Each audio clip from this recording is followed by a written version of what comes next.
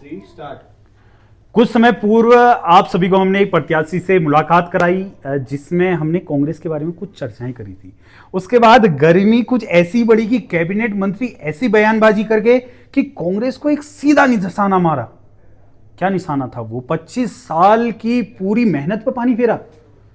बहुत बड़ी बात आई कि पिछले 7 साल से हम राज्य में राज तो कर रहे हैं, पर अल्मोड़े में जो राज कर रहा है उसकी बातों को नकार दिया कि ये हमसे तो मिलने ही नहीं आए, कैसे इसका विकास होगा। सोचने का विषय है। चलिए आज आपको हम उनसे मिलाने जा रहे हैं जिसने इस कांग्रेस की नींव रखी, कहें तब समय जब कांग्रेस का पीक टाइम था से लेकर जब आज कांग्रेस थोड़ा मशक्कत कर रही है उठने में, वो समय भी दौर वो देख रहे हैं। इस अल्मोड़ा राजनीति के भीष्म पितामह कहें कि अल्मोड़े की कांग्रेस की बैकबोन कहें, हम आज आपको उनसे मिलाने जा रहे हैं। तो नमस्कार, पहला जय हिंद। मैं आप सभी का दोस्त होस्ट दीपक तिवारी स्वागत करता हूं आप सभी का चर्चा कॉर्नर में। तो आज आपको मिलाने जा रहा हूं सौम्य सरल वो नेचर जिसकी राजनीति में हम कहें कि तेज तर्रार युवा तो चाहिए, पर एक शांत बुजुर्ग भी चाहिए जो चलाना जानता है, इस परिवार को चलाना जानूंगा। प्रकाश चंद्र जोशी जी, पूर्व नगर पालिका अध्यक्ष। सर पहले तो बहुत बहुत स्वागत है आपका। आपके चैनल का भी बहुत बहुत स्वागत है। मुझे खुशी है कि आज आपने मुझसे बात करने का मौका निकाला। वो नगर पालिका जो 1911 में हम कहें शुरुआत हुई, उसमें म्युनिसिपल पार्टी की आपने बात करी, जिसमें हम कहें पहला जो पालिका अध्यक्ष बना था वो लॉटरी टिकट के अनुसार बना था, पर शायद आपकी पैदाइश भी उस समय की नहीं रही होगी। तो आपके कैरियर की एक राजनीति के तौर पर, वैसे आप एक टीचर रहे हैं तो आपको गुरुजी हर कोई कहता है, तो आपकी राजनीति की शुरुआत कहां से हुई? देखिए, पुरानी नगर पालिका है और सर इसका इतिहास तो एक अलग विषय है। जहाँ तक मेरा सवाल है, मैं एक शिक्षक के रूप में रहा हूँ और 1971 में जब नगर पालिका के चुनाव हुए थे तो उस समय जनता के बहुत विशेष आग्रह पर, या ये कहिए कि प्रबल आग्रह पर, मुझे नगर पालिका सभासद का चुनाव लड़ना पड़ा।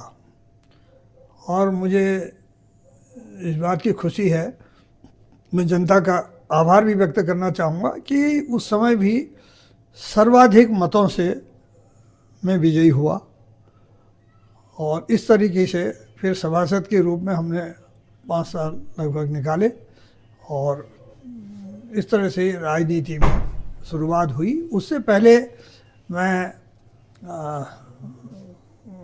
हमारे में एक सामाजिक कार्यों से हम लोग जुड़े थे और उस समय हमने एक सोशल वर्क के लिए एक समिति का गठन किया था, मानव सेवा समिति, जिसके तहत हमने सायंकाल में जो बच्चे कमज़ोर हुआ करते थे या जिनको ज़रूरत होती थी एक्स्ट्रा कोचिंग की, उनके लिए हमने सायंकालीन कक्षाएं संचालित कराई। जीआईसी में 300-400 बच्चे सायंकाल शिक्षा ग्रहण करते थे और अपने जेब खर्च से बचा हुआ पैसा हम उसमें लगाते थे और जो विषय हमारे नहीं होते थे उन विषयों के शिक्षकों को हम लेते थे और उनको उस पैसे का भुगतान भी करते थे। लेकिन बच्चों को जो हम शिक्षा देते थे वो बिल्कुल निःशुल्क हुआ करती थी। इस तरीके से हमने सामाजिक कार्यों को आगे बढ़ाया।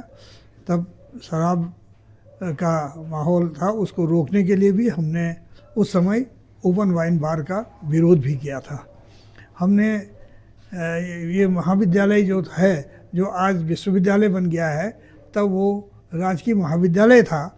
उस महाविद्यालय में उच्चतर कक्षाएं खोलने के लिए, नए नए विषय खोलने के लिए भी हमने आंदोलन किया और उसके बाद इसे कुमाऊं यूनिवर्सिटी का कैंपस बनाने के लिए भी आंदोलन हुआ।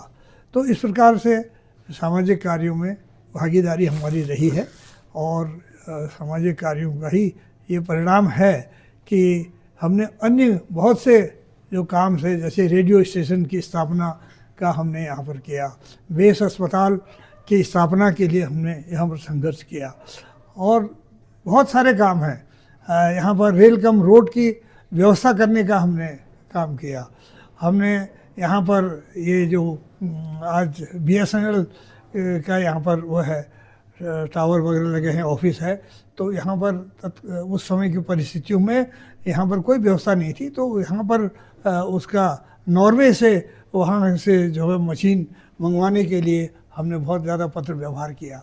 हमने सेंट्रल स्कूल खोलने के बारे में काफ़ी कोशिशें की है। तो तमाम कार्य हुए हैं। यहाँ पर लिंक रोड बनाने के लिए बहुत बड़ा संघर्ष हमने किया। जो आज GIC से होते हुए जो लिंक रोड नीचे को जारी है, उसके लिए हमने संघर्ष किया। तो बहुत सारे काम हैं, अगर उनको गिनाऊंगा तो मेरे ख्याल से बहुत लंबा इतिहास हो जाएगा।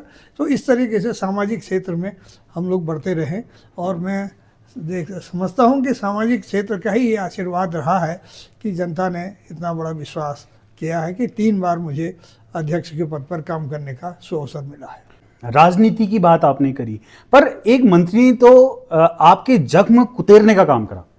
एक मंत्री कुछ समय पूर्व अल्मोड़ा आए, कैबिनेट मंत्री थे, तो उन्होंने तो सीधा कहा ना कि नगर पालिका तो इतने वर्षों में इनके पास रही, 25 वर्षों का अगर हम कार्यकाल बात करें तो उसमें रही तो कर्जे पर। तो क्या नगर पालिका इतने कर्जे में रही कि मंत्री को इतने सालों बाद याद आई, या जनता को इसका पता नहीं चल पाया? तो मैं समझता हूँ कि मंत्री को पूरा ज्ञान नहीं है। मंत्री जो है वो तो आज बने हैं मंत्री, पहले तो वो न मंत्री थे न उनका कोई पता था, लेकिन आज बने हैं तो अच्छी बात है। उनको ये अकल आई है कि यहाँ की नगर पालिका कर्जे में है। तो क्या जब से वो मंत्री बने हैं तब तक उनको ज्ञान नहीं था इस बात का? भाई मंत्री तो पूरे प्रदेश के पर नज़र रखता है, तो मंत्री की अज्ञानता के लिए मैं कुछ नहीं कहूँगा। नगर पालिका, देखिए मैंने कहा कि सबसे पुरानी नगर पालिका रही है, और उस समय संसाधन नहीं होते थे कि जनसंख्या और क्षेत्रफल, उसके आधार पर पैसा मिलता था। तो न यहाँ जनसंख्या थी न यहाँ क्षेत्रफल था, जिसकी वजह से यहाँ राज्य वित्त आयोग से कम पैसा मिलता था। इसी वजह से दिक्कतें थी। और हमें बहुत, मैं आपको इस बात को बताना चाहता हूँ, डंके की चोट से मैं बताना चाहता हूँ कि हमने इतना प्रयास किया है जिसकी वजह से कई वर्षों का जो अवशेष था कर्मचारियों का, वो हमने पूरा किया है। इसकी पुष्टि आप पालिका से कर सकते हैं, या जो कर्मचारी वहाँ पर हैं उनसे कर सकते हैं कि उनके अवशेषों का भुगतान हुआ है या नहीं हुआ है। हमने अभी ये पिछले 2023 तक हम वहाँ पर रहे हैं, और तब तक हमने पूरी कोशिश की है कि हमारे जितने भी कर्मचारी हैं उनके अवशेषों का भुगतान हो जाए। हाँ, इतना ज़रूर है कि जो अभी सेवानिवृत्त हुए हैं उनके अवशेषों का भार पालिका पर पड़ा है, उनके अवशेषों का भार पड़ा है, और वो बढ़ सकता है। उसके लिए धीरे धीरे पालिका प्रयास करेगी तो उनका भी भुगतान हो जाएगा। तो लेकिन जो पुराना अवशेष था उसको हमने पूरा निपटाया है। मुझे खुशी है कि हमारे प्रयासों से, हमारे बोर्ड के प्रयासों से एक बार 5 करोड़, एक बार 8 करोड़ और एक बार फिर 5 करोड़, इस प्रकार लगभग 18 करोड़ रुपया हम पिछले वर्षों में हमने राज्य वित्त आयोग की संस्तुतियों से यहाँ पर प्राप्त किया, जिसका हमने कर्मचारियों को भुगतान किया। और कई वर्षों बाद उनके नाती पोतों को तब उसका भुगतान हुआ है, क्योंकि वो लोग रहे नहीं। तो इसके लिए बहुत ज़बरदस्त प्रयास करना पड़ा और हम उसमें सफल हुए हैं। अब अभी आपने कहा कि 5 करोड़ मिला, 8 करोड़ मिला, पर मंत्री साहब का तो ये भी कहना था, मैं जितना सुन रहा था उनकी बातों पर, कि ये तो मिलने भी नहीं आए हमसे। इन्होंने एक बार हमसे पत्राचार करने की तक कोशिश नहीं करी। कैसे होगा इस अल्मोड़ा नगर पालिका का विकास? तो इस पे आप क्या कहना चाहेंगे? क्या हम मिले, क्या हम नहीं मिले? मैंने बताया ना कि आपको ये मंत्री तो आज बने हैं, जो मंत्री यही कह रहे हैं कि हमारे पास मिलने नहीं आए, हम क्यों जाएं उनके पास मिलने के लिए? अरे आपकी व्यवस्था ऐसी होनी चाहिए कि जो दिन प्रतिदिन के मामले हैं वो भुगतान हो उसका। और जहाँ तक पत्र व्यवहार की बात है, पत्र व्यवहार तो अब मैं यहाँ पर हो नहीं, तो फाइल दिखा सकता हूँ कि कितने पत्र व्यवहार हमने किए हैं। मैं एक चीज़ और बताऊँ, यहाँ के मंत्री जो थे, अब नाम लेना उचित नहीं होगा, हमारे विभाग के ही मंत्री थे, जब मैंने उनके सामने अपने एरियर्स का जो कर्मचारियों के देयक थे उनके बारे में जब बात की, तो उनका जवाब था कि ये पैसा आपको कैसे मिल सकता है। तो मैंने कहा जब मंत्री को ही इसका ज्ञान नहीं है तो क्या करेंगे? तो मैंने उठा करके अपने जेब में रख लिया। और उसके कुछ दिन बाद जब चीफ सेक्रेटरी यहाँ पर आए, उनसे मैंने कहा, तो उनको जब समझाया गया तो उन्होंने कहा बिल्कुल ये आपको मिलेगा, और उन्होंने कहा मैं भी इसके लिए प्रयास करूँगा, और उन्होंने प्रयास किया, उन्होंने विभाग को भी कहा, तो उसके फलस्वरूप हमें सफलता मिली और कर्मचारियों की देनदारियों का पूरा भुगतान हुआ और हमने सारे कर्मचारियों को उसका भुगतान किया है। चलिए, अब आपने इस भुगतान की बात करी है, पर केंद्र में अगर हम भाजपा देखते हैं, केंद्र में भाजपा, राज्य में भाजपा, उसके बाद इस अल्मोड़े को जो सबसे पुरानी नगर पालिका की हम बात कर रहे हैं, उसको नगर निगम बनाया जाता है। पर क्या क्राइटेरिया होता है, आप हमें बताइए कि एक नगर निगम बनने का, जहाँ तक हमें पता है उतने वोटर तो मुझे नहीं लगता है कि इस नगर निगम में हैं, और क्या आपको लगता है कि नगर निगम बनना चाहिए था, क्या इसकी स्थिति बदलेगी? देखिए, बड़ा महत्वपूर्ण सवाल आपने उठाया है। नगर निगम के लिए जो जानकारी एक्ट की हमें है, उसके अंतर्गत ये था कि 2 लाख की आबादी अगर होती है तो उसे नगर निगम बनाया जाता है। पहाड़ के लिए थोड़ी बहुत शिथिलता है कि अगर 1 लाख भी पहाड़ में, पर्वतीय क्षेत्रों में अगर जनसंख्या है तो उसको नगर निगम बनाया जा सकता है।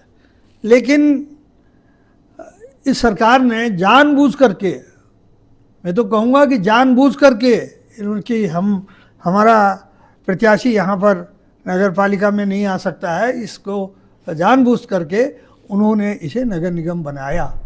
अरे नगर निगम बनाया अच्छी बात है, लेकिन विस्तार तो आपने किया नहीं, बिना विस्तार के आपने नगर निगम बना दिया है। आज लोग परेशान हो रहे हैं, एक एक वार्ड से 8-8 लोग खड़े हो रहे हैं, आपस में मनमुटाव हो रहा है उनमें, है नहीं। ये सारा जो है सरकार ने ये बहुत जल्दीबाजी में निर्णय लिया है। नगर निगम बनाने का हम स्वागत करते हैं, लेकिन अभी आज ऐसी स्थिति नहीं थी। इन्होंने अल्मोड़ा ही नहीं, श्रीनगर में बहुत कम आबादी थी, अल्मोड़ा से कम आधी आबादी, आधी से भी कम आबादी वहाँ पर थी, लेकिन वहाँ नगर निगम बना दिया। केवल राजनीतिक लाभ उठाने की वजह से इन्होंने नगर निगम बनाया है वहाँ पर। यहाँ पर भी अल्मोड़ा में भी इन्होंने राजनीतिक लाभ लेने के लिए नगर निगम बनाया है। नगर निगम बनाया है, लेकिन उसके साथ व्यवस्था होनी चाहिए, आबादी होनी चाहिए, क्षेत्रफल का विस्तार होना चाहिए, तब नगर निगम बनाते तो शायद वो ज़्यादा अच्छा होता। अब नगर निगम बनाया है, अभी कोई लाभ उसका जनता को होने वाला नहीं है।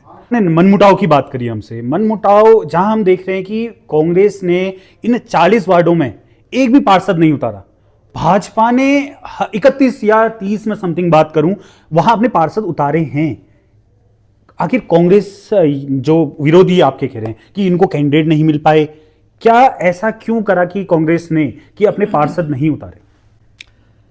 देखिए, कांग्रेस पार्टी एक बहुत बड़ी पार्टी है, बहुत पुरानी पार्टी है, और उसका अपना जनाधार है, और कांग्रेस के हर मोहल्ले में, हर वार्ड में बहुत सारे कार्यकर्ता हैं, और हर कार्यकर्ता इस अवसर का लाभ उठाना चाहता था। एक पद के लिए, एक पार्षद के पद के लिए कई हमारे कार्यकर्ता सामने आ गए, तो पार्टी के सामने ये दिक्कत आई कि हम किसको टिकट दें, क्योंकि हमारे सभी पार्षद जो इच्छुक थे वो सभी हमारे अपने हैं। हम किस पार्षद को, किस व्यक्ति को पार्षद का टिकट देते, तो ये हमारे साथ समस्या थी। इसलिए पार्टी ने यहाँ पर पार्षद में किसी को भी अधिकृत नहीं किया है, किसी को टिकट नहीं दिया है, इसलिए जो है ये स्थिति आई है। और जहाँ तक उनका ये है कि यहाँ पर इनके पास आदमी नहीं थे, तो वो बेबुनियाद है, बेबुनियाद बात है क्योंकि हमारे सामने दिक्कत थी कि अगर हम एक को टिकट देते तो हमारे अन्य लोग उनको परेशानी हो जाती, तो इसलिए हमने टिकट देना उचित नहीं समझा, और इसलिए केवल मेयर पद पर हमने टिकट दिया है। और मेयर पद का प्रत्याशी बहुत योग्य प्रत्याशी है, और वो काम कर रहे हैं, आने वाले समय में उनकी विजय होगी, ये निश्चित है। चलिए, मैं आप इससे दोबारा इसी में पूछूंगा। आपको हर कोई गुरुजी कह रहा है, भाजपा वालों को भी देख रहे हैं, आपसे ही आके आशीर्वाद मांग रहे हैं, क्या इसका फायदा भाजपा को मिलेगा कि पार्षद बने हैं उनके इतने? देखिए, कहावत है ना कि जनता सब कुछ जानती है, तो आशीर्वाद तो हमारा सबके लिए है। बिल्कुल, जो छोटा है उसके लिए हमारा आशीर्वाद हमेशा है नहीं, तो ऐसा कुछ नहीं है। आशीर्वाद तो जिसको हमने दिया है उसके लिए हम काम कर रहे हैं, गलियों में, सड़कों में दौड़ रहे हैं, रात दिन एक कर रहे हैं, तो तो आशीर्वाद तो हमारा ही प्रत्याशी को मिलेगा, जहाँ तक आशीर्वाद का सवाल है। अब वो आने वाले कोई अगर आए पाँव पकड़े तो भैया उसको क्या कहेंगे हम। बिल्कुल बिल्कुल बिल्कुल। ठीक है, अच्छी बात है। चलिए आपके कार्यकाल की बात करते हैं। नगर निगम तो हमने देखा कि घोषणा इस बार हुई इसकी, पर 2018 की बात करें उस समय भी तो विस्तार हुआ था। नगर पालिका का विस्तार 2018 में हुआ था, वो किस कदर हुआ था ये आपसे मैं जानना चाहूंगा। देखिए 2018 में जो विस्तार की बात आई थी उसमें बहुत कम विस्तार हुआ है, बहुत छोटा सा विस्तार हुआ है, और वो भी उसमें भी राजनीति आ गई। अगर राजनीति नहीं आती उसमें तो अच्छा विस्तार होता, तो उसका लाभ लोगों को मिलता। लेकिन उसमें क्या किया कि जो गरीब मजदूर थे, जो राज मिस्त्री का काम करते हैं, जिनके यहाँ बहुत आवास की बड़ी समस्या थी, उनको लेकर के उनका इलाका तो इन्होंने ले लिया और ऊपर का इलाका अपने राजनीतिक लाभ के लिए छोड़ दिया। हमारे यहाँ शिशु सदन और बालिका सदन है जो कि काफ़ी शहर से काफ़ी नीचे है, उस एरिया को तो ले लिया गया। उसके ऊपर का जो इलाका है जहाँ से वहाँ को रास्ता जाता है, उस इलाके को छोड़ दिया। तो केवल राजनीतिक लाभ उठाने के लिए इन्होंने विस्तार का नाटक किया, जिसका नुकसान नगर पालिका परिषद को हुआ है। केवल अपने राजनीतिक लाभ के लिए इन्होंने ये किया है। अब राजनीतिक लाभ की बात करें ना, आपने तो वो दौर भी देखा है जब कांग्रेस उस पीक समय में थी, चाहे वो केंद्र पर कहें, राज्य पर कहें, कोई निकाय चुनाव कहें, हर जगह कांग्रेस का डंका बजता था। पर आज हम देखें केंद्र में भी, राज्य में की अगर हम बात करें, 25 साल पुराना हमारा राज्य है, उसमें भी लगातार दूसरी बार सरकार नहीं बनी किसी की, पर भाजपा ने दोबारा सरकार बनाई। आखिर कांग्रेस में ऐसा क्या हलचल पैदा हुई? क्योंकि आपकी अगर मैं बात करूं, आपने वो दौर भी देखा है, आपने उनके साथ, उन नेताओं के साथ काम करा है, पर आज ऐसी स्थिति क्यों बन रही है? ऐसी कोई स्थिति नहीं है। कांग्रेस तो कांग्रेस है, सबसे पुरानी पार्टी है, भारत को स्वतंत्रता दिलाने वाली पार्टी ही कांग्रेस है। कांग्रेस ने पंडित जवाहरलाल नेहरू के समय से, प्रथम प्रधानमंत्री रहे हैं, उनके समय से विकास की आधारशिला रखी है। और तमाम हमारे जितने भी नेता लोग रहे हैं, चाहे इंदिरा गांधी जी रही हों, चाहे राजीव गांधी रहे हों, चाहे शास्त्री जी रहे हों, चाहे और कोई रहे हों, उन सब ने विकास, देश का विकास किया, देश के विकास की आधारशिला रखी है। आज जो सरकार कर रही है उसी आधारशिला को आगे बढ़ाने का काम कर रही है। तो ऐसी कोई बात नहीं है। कांग्रेस तो बहुत बड़ी संस्था है, और हमने वो दौर भी देखा है जब हमारे प्रदेश में भी कांग्रेस की सरकार थी और वहाँ भी कांग्रेस की सरकार, केंद्र में भी सरकार रही है, तो वो दौर भी अच्छा था। लेकिन उस समय ये था कि बुनियादी जो संस्थाएं हैं उनको सुदृढ़ किया जाए। राजीव गांधी जी के समय में संविधान संशोधन 1973, संविधान संशोधन 73 और 74 लागू किया गया था, केवल इसीलिए कि हमारे गांव की व्यवस्था सुदृढ़ हो, हमारे पंचायतों में हमारे महिलाओं को अधिकार मिले, हमारे निकायों में अधिकार मिले, और जो नगर निकाय हैं उनको सबसे ज़्यादा अधिकार मिले।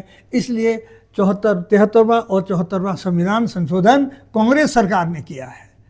आज जो सरकार है वो क्या कर रही है? वो निकायों को अक्षम बनाने का काम कर रही है, निकायों को कमज़ोर बनाने का काम कर रही है, और जिसका कुप्रभाव जो है निकायों पर पड़ रहा है। अब कमज़ोर करने की बात कह रहे हैं कि अगर हम इससे पहले आपने जो बताया कि अब ये अपनी प्रबल शक्तियों का प्रयोग कर रहे हैं, पर कांग्रेस के नेता, राज्य मंत्री, वो भी तो भाजपा ज्वाइन कर रहे हैं। आखिर वो इस स्थिति में क्यों आ रही है कांग्रेस कि उसके जो मंत्री रहे, राज्य मंत्री रहे या अन्य जो विधायक रहे, वो छोड़ के भाजपा का दामन थाम रहे? देखिए, अब कोई लालच अगर आदमी में है तो उसका तो जवाब वही दे पाएंगे। जिन्होंने कांग्रेस की बदौलत सम्मान पाया है, जिन्होंने कांग्रेस की बदौलत कमाई की है, जिन्होंने कांग्रेस की बदौलत जो है समाज में अपना स्थान बनाने का काम किया है, आज वो किसी लालच के कारण अगर छोड़ रहे हैं तो वो उसका कारण तो लालच ही बता सकता है, और कुछ नहीं है। और कुछ नहीं है, वो लालच है उनको कि कहीं कुछ मिलेगा, इसलिए वो कांग्रेस छोड़ करके जा रहे हैं। चलिए अब हम बात करते हैं दोबारा आपके एक मुद्दे में, मैं दोबारा आना चाहूँगा। आपने कहा कि कांग्रेस सबसे पुरानी बात, तो उसमें युवा की एक अहम भूमिका थी, उस राजनीति में युवा की अहम भूमिका थी। तो आज के दौर की अगर हम बात कर रहे हैं, युवा बड़ा इंटरेस्ट नहीं लेता इस राजनीति में। वो कहता है कि नहीं यार, ये नेताओं का काम है, हम साइड। युवा इंटरेस्ट लेना ही नहीं चाह रहा। अगर आप भी समाज में देखें, एक शिक्षक होने के नाते मैं देख रहा हूँ जितना भी, युवा इंटरेस्ट नहीं लेता। वो कहता है कि हाँ चलिए 2 मिनट के लिए जाएंगे, हम वापस आएंगे, हमारा कोई मतलब नहीं है। इंटरेस्ट लेना ही नहीं चाहता। अगर आप वोट परसेंटेज देखें, निरंतर घटता जा रहा है, 50%। कहीं कितने जिले कहें, कितने कस्बे ऐसे देखें जहां 27%, 28% ये वोटिंग हो रही है। तो इस युवा का कितना महत्व है इस राजनीति में?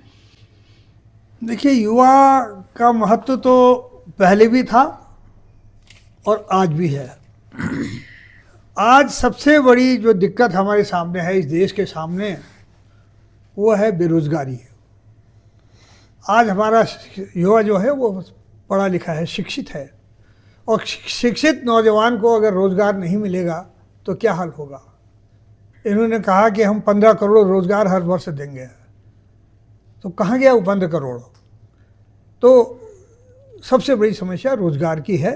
और हमारा उत्तराखंड राज्य जब बना है, उससे पहले भी हमारी यही लड़ाई थी।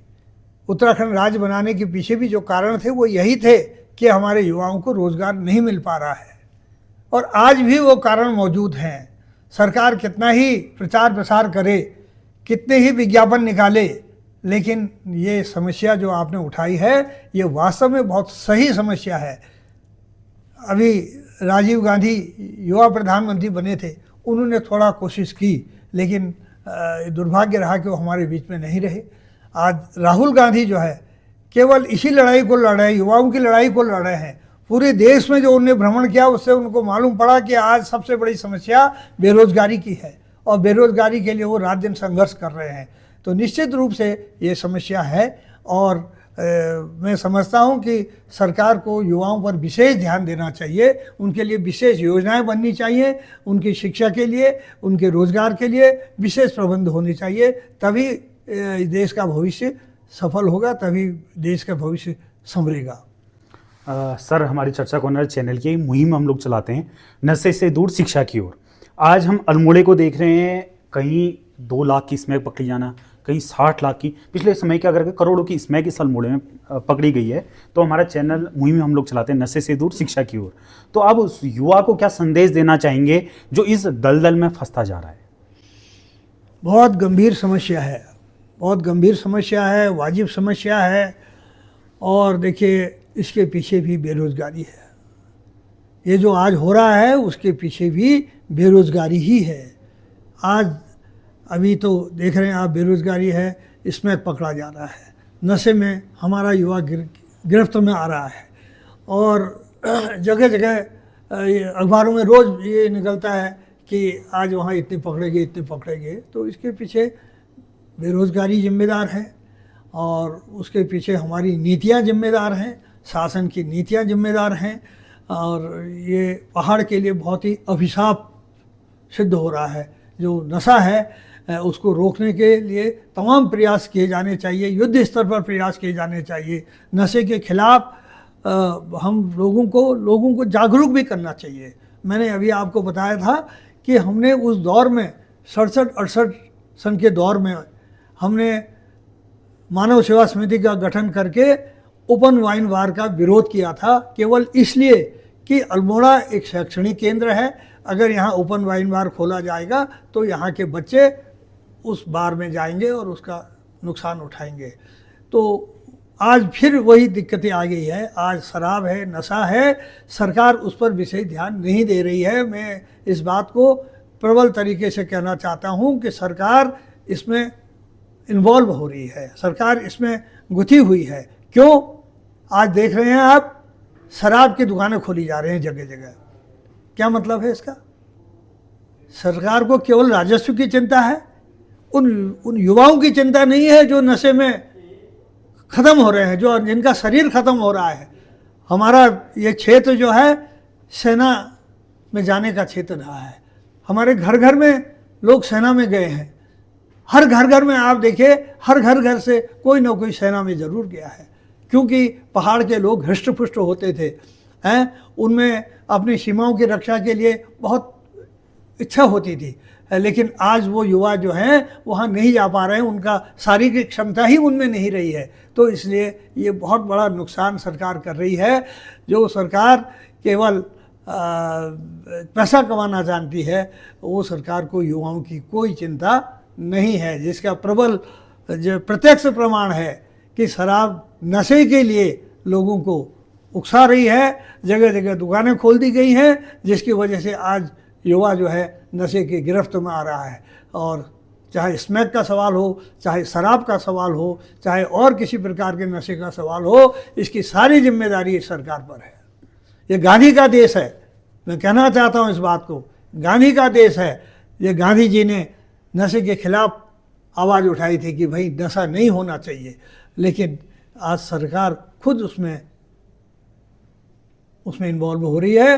सरकार नशे का व्यापक प्रचार प्रसार कर रही है, तो इसके लिए जिम्मेदारी इस सरकार की है। कि आज हम देख रहे हैं कि आपने इस सांस्कृतिक नगरी अल्मोड़ा की हम बात करें, एक विरासत है, एक पहनावा था, एक झोला, छपेली, न्योली, बसंत, ऋतुरायण, कितने प्रकार की विधाएं हमारे पास थी। आज का युवा तो इन चीज़ों को जानता ही नहीं है ना इसके बारे में समझना चाहता है, भूलता जा रहा है। तो इस संस्कृति को भूलने का आखिर कारण क्या होगा? देखिए, इस पर भी अगर हम कहें तो ये भी रोजगार से जुड़ा हुआ है। ये रोजगार का ही प्रभाव है कि हमारा युवा यहाँ से जो है यहाँ पर पढ़ रहा है, लेकिन वो रोजगार की तलाश में बाहर चला जा रहा है, पलायन हो रहा है। क्यों हो रहा है पलायन? रोजगार की तलाश के कारण पलायन हो रहा है। और जो लोग बाहर चले जा रहे हैं वो अपनी संस्कृति को भूलते चले जा रहे हैं। कुछ प्रभाव तो हमारे टीवी चैनलों का है, कुछ प्रभाव ये जो आज के संचार के साधन है इनका प्रभाव है, और जिसके प्रभाव से हमारी संस्कृति पर भी आक्रमण हो रहा है। हमारी जो प्राचीन संस्कृति थी, जो हमारे पहाड़ की कुमाऊं की जो संस्कृति थी, वो धीरे धीरे लुप्त हो रही है। चाहे हमारे यहाँ फूलदेई का त्यौहार मनाया जाता था, लड़कियाँ अपनी देहरी की पूजा करती थी, कितना अटैचमेंट था उसका। बिल्कुल। चाहे ऋतुरायण की बात आपने कही, हर चैत के महीने में हमारे लोग जो हैं ऋतुरायण का गायन करते थे। घर घरों में ऋतुरायण गाया जाता था। भाई और बहन का प्रेम जो है वहाँ पर दिखाई देता था। भाई अपने बहन को बिटौली देने के लिए जाता है। आज वो चीज़ें धीरे धीरे समाप्त हो रही हैं। और भी जैसे होली है, दिवाली है, या और हमारे जो त्यौहार हैं, संक्रांति का त्यौहार है, वसंत पंचमी का त्यौहार है, उत्तरायणी का त्यौहार है, ये धीरे धीरे इस पर आघात हो रहा है, ये धीरे धीरे इस पर असर पड़ रहा है। लेकिन मैं समझता हूँ कि जो जागरूक लोग हैं, जो आज भी संस्कृति को जिंदा रखना चाहते हैं, वो लोग आज भी संस्कृति को बढ़ावा देने का काम कर रहे हैं। ये प्रशंसनीय है और इसको संरक्षण दिया जाना चाहिए। अपनी संस्कृति के संरक्षण के लिए संरक्षण दिया जाना चाहिए, आगे बढ़ाया जाना चाहिए। और युवाओं को भी जो है इससे आय के साधन भी इससे जुड़ सकते हैं, उसकी ओर उन्हें प्रोत्साहित किया जाना चाहिए। बहुत बहुत धन्यवाद आप सभी का चर्चा कॉर्नर चैनल से जुड़ने के लिए। कैसा लगा आपको गुरुजी से मिलके? क्या आपके प्रश्न हैं? क्योंकि कटाक्ष से ही ये बना हुआ है। क्या आप गुरुजी से आगे पूछना चाहते हैं? किसे आप आगे सुनना चाहते हैं? ये जरूर हमारे कमेंट बॉक्स में मेंशन करिएगा। और सर, आपको चर्चा कॉर्नर से जुड़ के हमसे मिलके कैसा लगा, जरूर हमारे दर्शकों को बताइए। बहुत बहुत धन्यवाद आपका। बहुत अच्छे सवाल आपने पूछे, और ऐसे सवाल जिनका आज भी बहुत ज़्यादा महत्व है। वो केवल राजनीति का सवाल नहीं है, बल्कि समाज के विकास का सवाल है, युवाओं के विकास का सवाल है, युवाओं को आगे बढ़ाने के सवाल आपने पूछे हैं। बहुत अच्छी बातें आपने पूछी हैं। मैं आपका आभार व्यक्त करना चाहूँगा कि आप में युवाओं की कितनी चिंता आप में है। आपने ये पूछा है, अपने पहाड़ के उन्नति के लिए आपने पूछा है, तो बहुत अच्छे सवाल आपने पूछे। देखिए, चुनाव तो 2 दिन के लिए हैं, चुनाव आएंगे और जाएंगे, लेकिन जो काम हमारे हैं वो अच्छे होने चाहिए, समाज के हित में होने चाहिए, और ताकि हमारे यहाँ की जनता आगे बढ़े। निश्चित रूप से हम सबको इसके लिए चिंतित रहना चाहिए। बहुत बहुत धन्यवाद आपका।